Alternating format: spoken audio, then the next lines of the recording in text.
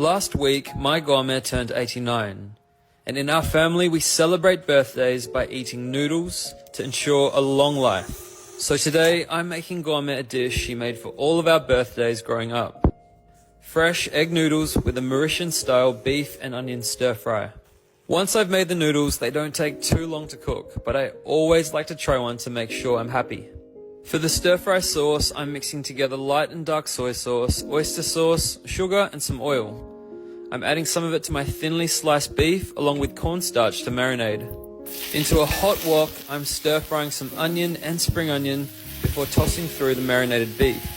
And once the beef has just cooked through, the noodles, the remaining stir-fry sauce and the green part of the spring onion go in next.